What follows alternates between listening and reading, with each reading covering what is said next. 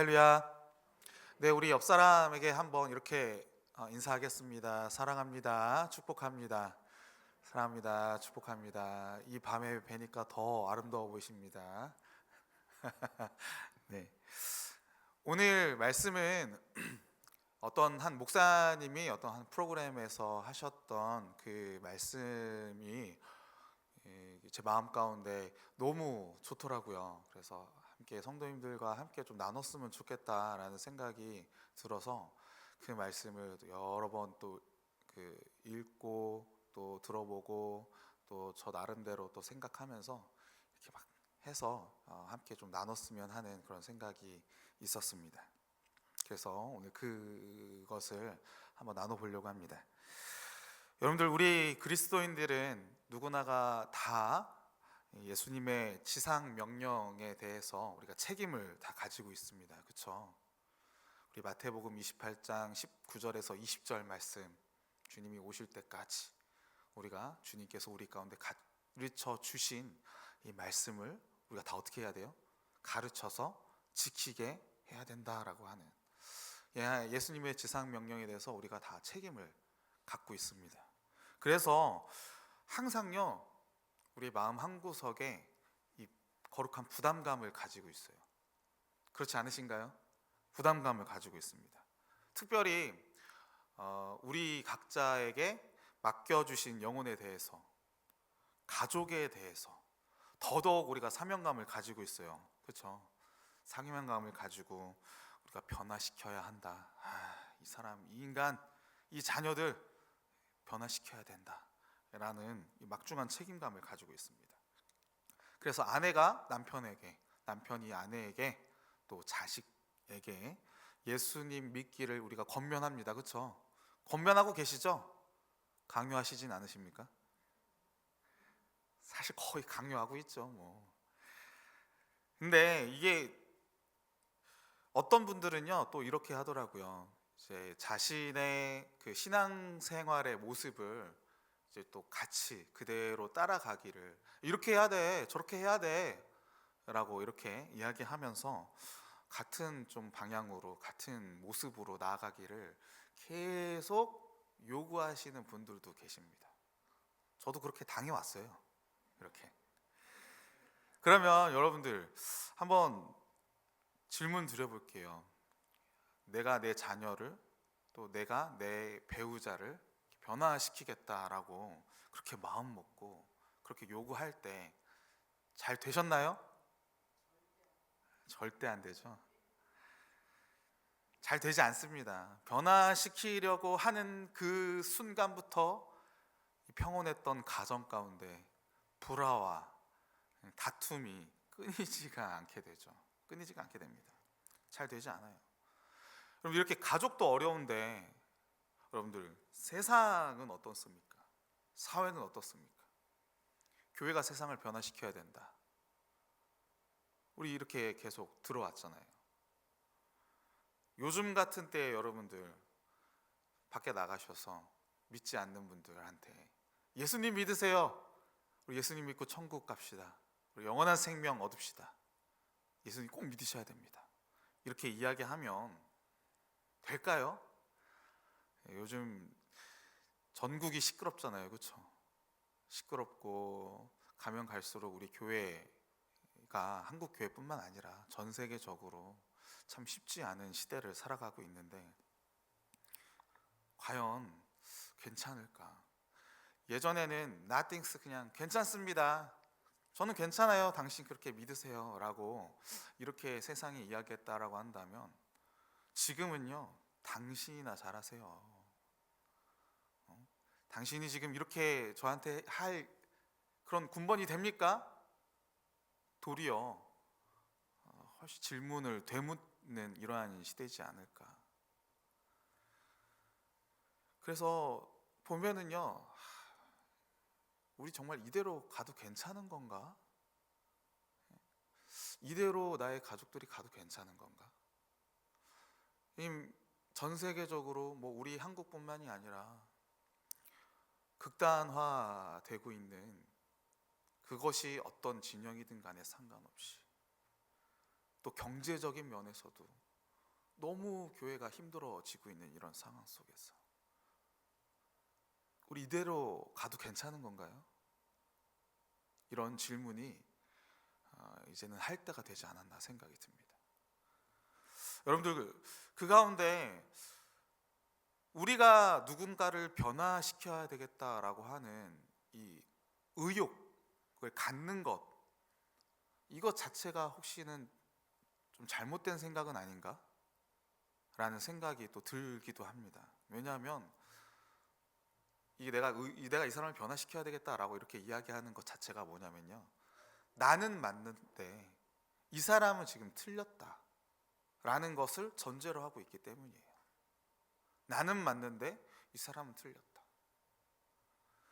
기독교 신앙의 출발에 대해서 내가 기독교의 진리, 내가 성경의 진리를 알고 있으니까, 그래서 내가 맞고 너는 모르고 있으니까 넌 틀리고 있어, 넌 틀린 길을 가고 있어 라고 생각하는 것, 이게 기독교 신앙의 출발은 아닙니다.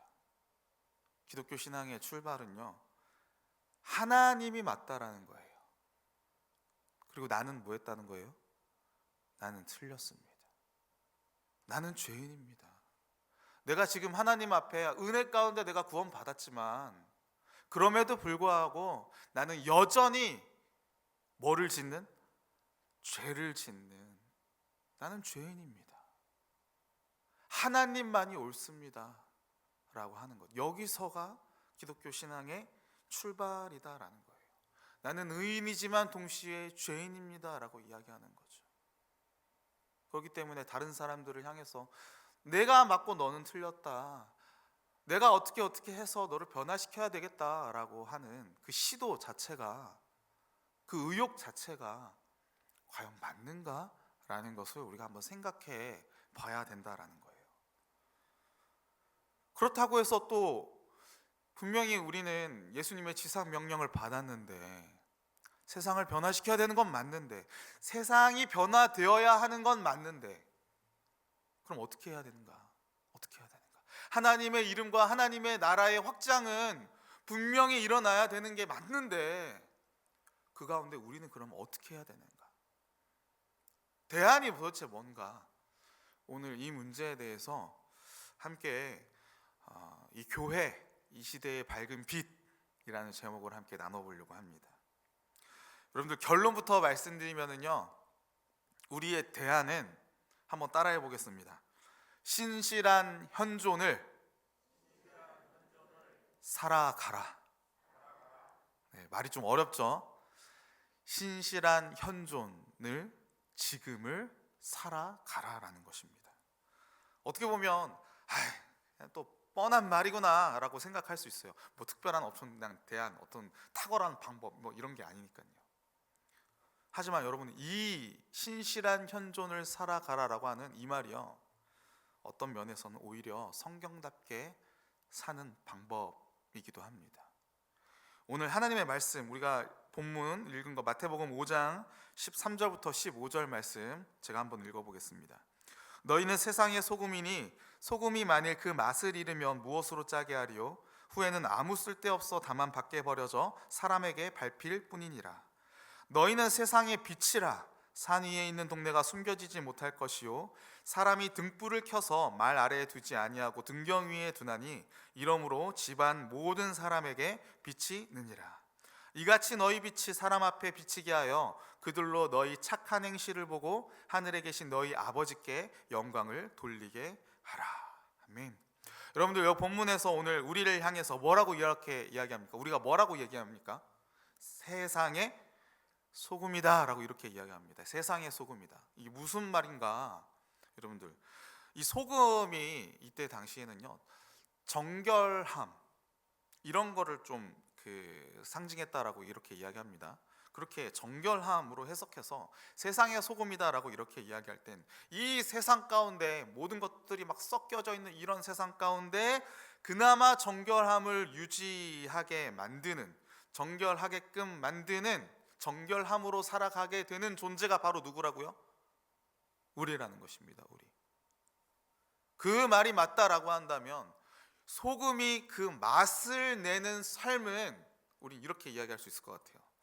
하나님의 백성으로 온전하게 사는 삶이다. 하나님의 백성으로 온전하게 사는 삶이 소금으로서 그 맛을 내는 삶이다 라고 이렇게 이야기할 수 있을 것입니다. 그래서 보면은요, 구약시대에 이스라엘이 하나님의 제사장 나라로서 불림받았습니다. 맞습니까?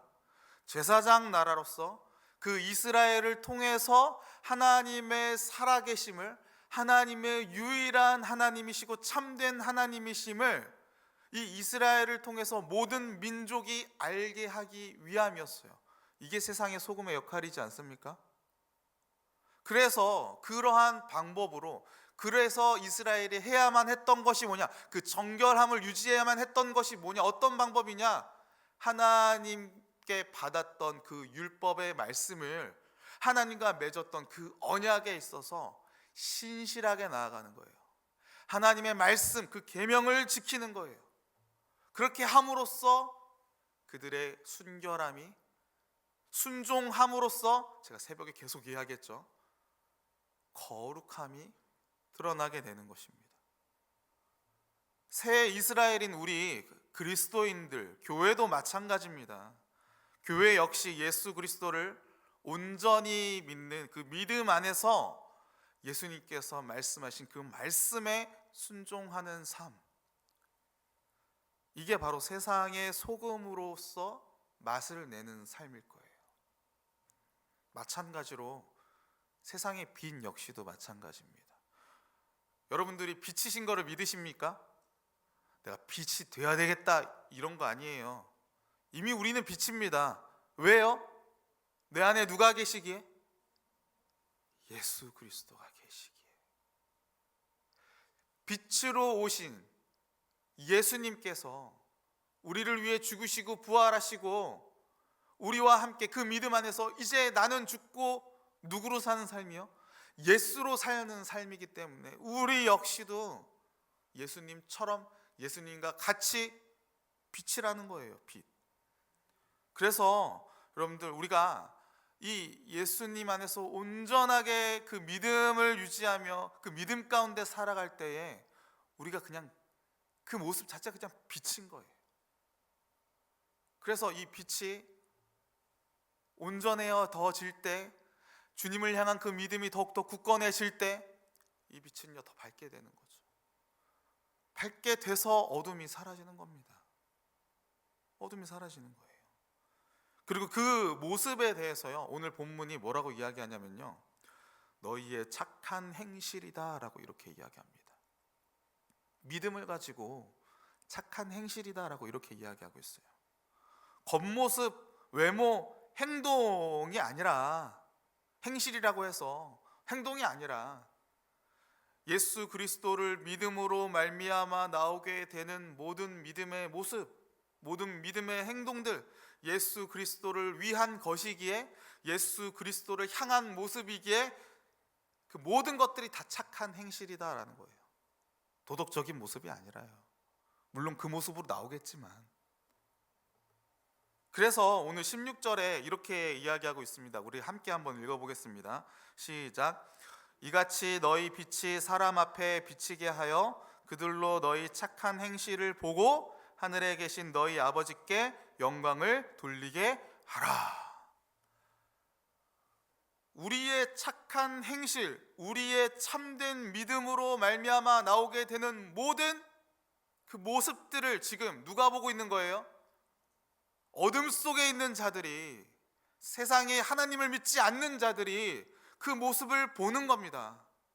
우리가 가서 비춰줄게 라고 해서 이렇게 하는 게 아니라 그들이 보는 거예요. 우리를요.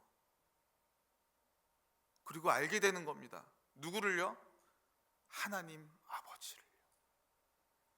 그래서 여러분들, 결국 대안이 뭔가 신실한 뭐라고요? 현존을 살아가라고요.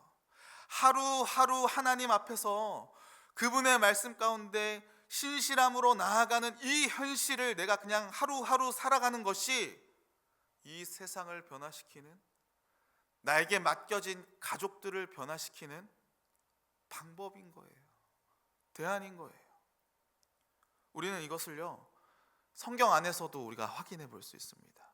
가장 대표적인 인물, 믿음의 조상 누구예요? 아브라함을 통해서. 곰곰이 한번 생각해 보세요. 믿음의 조상 아브라함이라고 이야기할 때 여러분들, 기독교인들, 우리들 뿐만 아니라 이 믿음의 조상 아브라함을 누구도 섬기고 있습니까? 유대인들도 유대교를 믿는 유대인들도 섬기고 있어요. 또 누가 있습니까?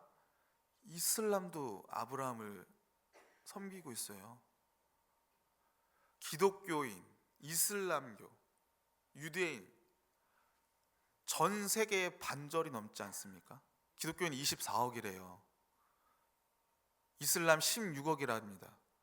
유대인 1300만 명이래요. 엄청난 숫자죠. 이 엄청난 숫자의 사람들이 이 아브라함에 대해서 존경할 만하다, 존경할 만하다, 그 사람의 영향력 아래에 살아가고 있는 사람들이 많단 말이에요. 그런데 이 아브라함의 그럼 업적은 뭔가? 아브라함의 업적, 아브라함이 뭘 이뤄냈습니까? 그때 당시에 아브라함이 큰 국가를 만들었나요?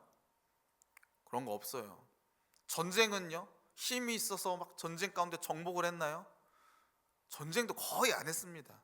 롯 구하러 갈 때 한 번 했잖아요. 그렇죠? 그것도 자기 사병들 데리고 간 거예요. 그 다음에는 없단 말입니다. 아브라함이 땅이 있었나요? 평생을 땅 한 평 없이 이동하는 삶을 살았잖아요. 아브라함이 소돔과 고모라 가운데 그 폐악질이 하늘에 닿을 때 아브라함이 그 사람들한테 가가지고 당신들 그렇게 살면 안 됩니다라고 이렇게 손가락질 한 적 있나요? 그런 말도 안 했어요. 아브라함은 뭐 했습니까? 그냥 하나님 아버지께서 주신 그 약속을 믿고 하루하루 그냥 살아갔던 거예요. 하나님 아버지께서 주신 그 약속이 이루어지기를, 그 믿음 가운데 나아가기를 바라면서 수없이 믿음 가운데 넘어졌지만 하루하루 발버둥 치며 하나님 앞에 나아간 것밖에 없습니다. 아브라함, 이삭, 야곱, 요셉 마찬가지지 않습니까? 그런데 하나님께서 그들이 뭔가를 하지 않았어요. 그들의 그 처절하고 힘들었던 그 하루하루의 삶을 신실함으로 살아가게끔 하는 그 몸부림 가운데 하나님께서 그들과 함께 하셨어요. 하나님께서 그들에게, 그 자손에게 약속을 하셨어요. 그래서 너무나도 신기하게요, 아브라함과 이삭과 야곱과 요셉 주변에 있던 사람들이 그 모습을 보고 당신이 하나님과 함께하고 있다라는 것을 고백을 합니다. 그러지 않습니까? 야곱의 삼촌이었던 라반이 야곱에게 너가 하나님과 함께하고 있구나 라고 고백한단 말입니다. 요셉이 노예로 팔려갔을 때 그 노예의 주인이었던 그 사람이 요셉에게 하나님께서 함께 하시고 있구나라는 것을 그 사람이 고백한다고요. 간수장이 고백한다고요.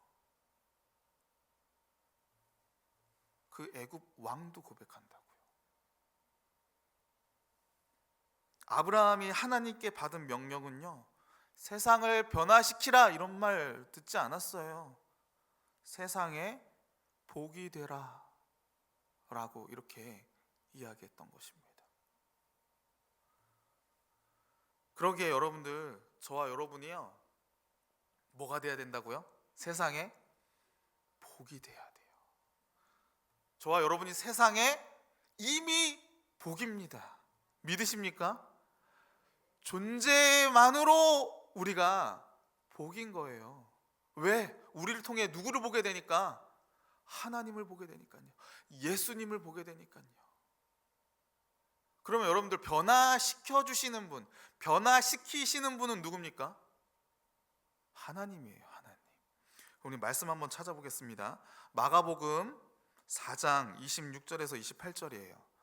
우리 말씀 한번 찾아보겠습니다. 마가복음 4장 26절에서 28절 말씀.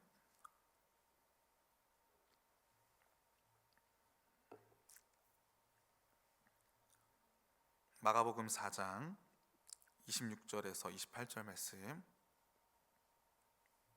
우리 함께 한번 읽어보겠습니다. 시작.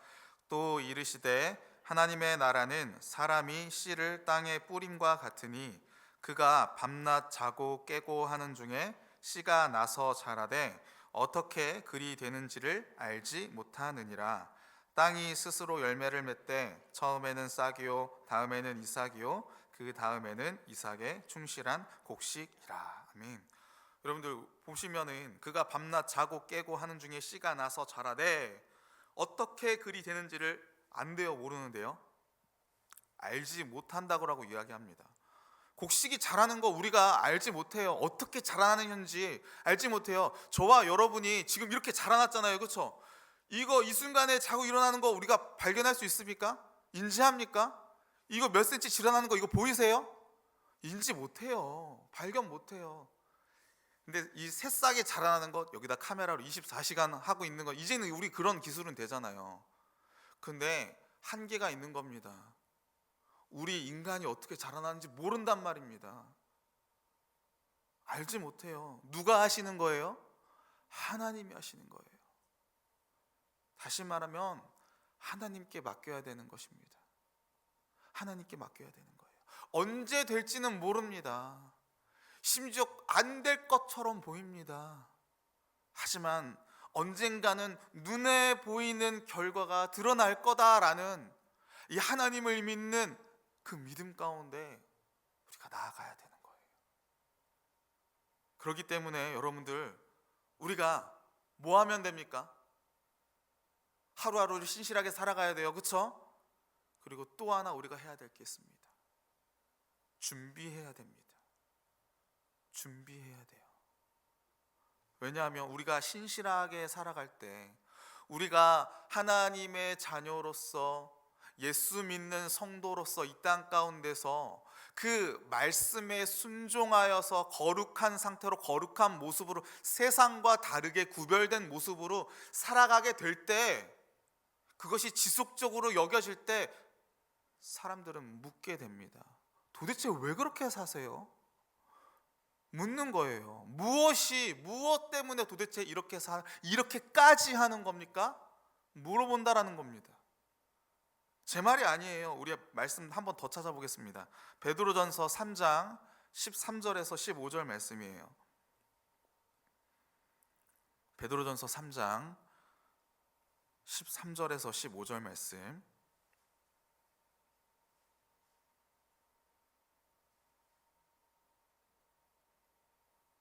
베드로전서 3장 13절에서 15절 말씀 제가 읽어보겠습니다. 또 너희가 열심으로 선을 행하면 누가 너희를 해하리요? 그러나 의를 위하여 고난을 받으면 복이 있는 자니 그들이 두려워하는 것을 두려워하지 말며 근심하지 말고 너희 마음에 그리스도를 주로 삼아 거룩하게 하고. 우리 함께 읽어보겠습니다. 시작. 너희 속에 있는 소망에 관한 이유를 묻는 자에게는 대답할 것을 항상 준비하되 온유와 두려움으로 하고. 물어본다는 겁니다. 소망에 대해서. 도대체 무슨 소망을 갖고 있길래 그렇게 고난 가운데서도 그렇게 견디면서 참으면서 그렇게 끝까지 예수를 부인하지 않고 예수에 대한 그 믿음을 유지하면서 살아가는 겁니까? 묻는다는 거예요. 물을 수밖에 없다는 거예요. 그렇기 때문에 뭐 해야 된다고요? 준비해야 됩니다. 무슨 준비요? 대답할 준비요. 여기서 이 대답하는 것, 무엇을 대답을 해야 되겠습니까? 예수 그리스도에 대한 복음이죠. 하나님의 복음이죠. 하나님이 어떠한 분이신지죠. 그것뿐만 아니라 그 하나님께서 나로 하여금 예수 믿게 하시고 구원받게 하셔서 나로 하여금 이 땅 가운데 어떻게 나를 변화시켜 주셨는지에 대한 그 모든 착한 행실들을 우리가 대답해야 된다는 것입니다. 준비해야 된다는 거예요. 이때 우리가 조심해야 됩니다. 어떻게 하래요? 온유와 두려운 마음으로 하라라는 것입니다. 온유와 두려운 마음. 여러분들, 우리가 이 가운데 두려워해야 돼요. 이때 잘 생각해 보세요. 이 사람들이, 이 사람이 정신이 이상해서 이렇게 이야기하겠습니까? 도대체 왜 그렇게 살아? 부러워서 단순한 궁금함 때문은 아닐 거예요. 어떻게 그렇게 살 수 있어? 어떻게 그렇게 믿음이 좋을 수 있어? 라고 이야기할 때 나를 드러내면 안 된다는 것입니다. 나의 의를 드러내면 안 돼요. 누구를 드러내야 됩니까? 하나님을요. 예수 그리스도를요. 성령 하나님을요. 그리고 담대한 마음으로 있는 그대로 전해야 돼요. 궁금해서 물어보는 사람, 세상 사람들에게 우리가 잘 보이려고, 그들의, 그 사람들의 기분을 맞춰주려고 우리가 얘기할 것이 아니라 있는 그대로요. 있는 그대로. 하지만 우리 마음 가운데 이러한 기도의 마음은 있어야 됩니다. 그들의 영혼이 하나님께서 그들의 구원을 위해서 하나님께서 지금 이때를 이 자에게 허락해 주시는 거구나. 이제 하나님의 복음을 들을 궁금하게 할 그 마음을 주시는 거구나. 우리가 그 마음을 가지고요, 전심으로, 진심으로, 긍휼한 마음으로, 제발 예수 믿기를 바라는 마음으로 우리가 전해야 되는 겁니다. 그때를 위해서 저와 여러분이 준비해야 되는 거예요. 그러기 위해서 여러분들, 우리가 무엇을 알아야 됩니까? 하나님 말씀을요. 시도 때도 없이 이야기하잖아요. 하나님 말씀을 알아야 돼요. 말씀을 알아야 돼요. 하나님에 대한 모든 것들을 우리가 이야기해야 됩니다. 여러분들의 구원받은 여러분들의 개인의 삶에 대해서 하나님께서 여러분들의 삶을, 내 삶을 어떻게 인도하시고 나를 어떻게 변화 주셨는지를 여러분들이 끝없이 되새기고 믿음 가운데 다시 돌아보고 해석하면서 준비해야 됩니다. 그때가 오기를요. 말씀 안에서 우리가 확인해야 됩니다. 하나님께서 나의 말씀 가운데, 하나님의 말씀 가운데 내가 이렇게 변했고 이렇게 살아왔던 것이 하나님의 말씀이 내 가운데 이렇게 이루어졌던 것이었구나 라는 것을요, 말씀 읽지 않고서 어떻게 해석할 수 있어요? 어떻게 내 삶을 돌아볼 수 있어요? 착각 아닙니까? 말씀으로 확인해야 돼요. 그래서 말씀을 알라는 거예요. 그리고 또한 우리가 이 준비한 때를 위해서 인내해야 됩니다. 인내해야 돼요. 조급함을 가지면 안 됩니다. 특별히 우리 사랑하는 자녀들에게, 우리 사랑하는 가족들에게 여러분들 조급함 가지면 안 돼요. 조급하면 우리가 실수하기 마련입니다. 조급하면은요, 상대방이 답답합니다. 답답하지 않으세요? 전 답답해 죽는 줄 알았어요. 답답하니까요, 감정적으로 격하게 나옵니다. 내 마음에 안 들 때, 내가 원하는 대로 안 될 때, 수없이 이야기했는데도 듣지 않을 때 방금 욕 나올 뻔했어요. 실수하게 되는 거예요. 상처를 주게 되는 거죠. 탕자의 비유 가운데 아버지께서 이 둘째 아들이 유산 먼저 주세요라고 이렇게 불효막심한 그 말을 이야기할 때, 요구할 때 아버지가 그냥 줍니다. 떠나는 그 아들을 막지 않아요. 그리고 그 아들이 세상 가운데 나아가서 세상의 달콤한 것, 쓴 것 다 맛보고, 아버지 곁에 있을 때가 좋았구나 라는 것을 아주 절실하게 깨달은 다음에 그 아버지 앞에 왔을 때 그 아버지가 한 것은요, 버선발로 나아가서 그 둘째 아들이 오는 것을 기다리는 거였습니다. 기다리는 거였어요. 그리고 왔을 때 안아주고 보듬어주고 신발 신겨주고 잔치를 베풀어주는 그 모습을 아버지가 보여준 것이죠. 우리 역시도 그렇게 나아가야 됩니다. 인내해야 돼요. 우리 사랑하는 자녀들이지만 왼수들이잖아요. 아닙니까? 우리의 마음대로 안 돼요. 우리의 마음대로 안 된단 말입니다. 인내해야 돼요. 누구를 믿고요? 하나님을 믿고요. 돌아오게끔 만드실 그 하나님을 믿고요. 여기도 인내하신 분들이 많으십니다. 오늘도 집사님 한 분과 함께 이야기 나누면서 인내하시는 그 집사님의 모습, 하지만 그 가운데 계속 기도하시면서 나아가는 모습, 정말 잘하고 계시는 거예요. 여기 모든 분들이 다 그럴 겁니다.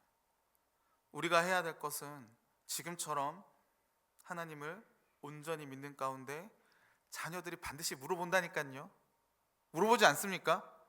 물어봐요. 하나님이 어떤 분인지. 하나님 진짜 있어? 너무 힘든데, 시험이 너무 힘들고, 직장이 너무 힘들고, 사회생활이 너무 힘들고, 사람들과 관계가 너무 힘들고, 이 땅 가운데 살아가는 것 자체가 너무 힘든데 엄마 아빠 어떻게 그렇게 살았어? 한 번쯤은 물어본다니까요. 그때 어떻게 하시면 돼요? 담담하게 이야기하시면 됩니다. 나도 힘들었는데 하나님께서 나를 사랑하셨어. 하나님께서 나를 지금까지 인도해 주셨어. 그런데 그 하나님이 나만 사랑하는 게 아니라 너도 사랑하고 있어. 이것을 말씀해 주시면 됩니다. 저와 여러분이 이 날이 오게 되기를 간절히 소망합니다. 간절히 소망합니다. 그리고 마지막으로 여러분들, 교회는요 이 시대의 마지막 밝은 빛입니다. 믿고 계십니까? 유일한 소망은 우리 교회밖에 없어요.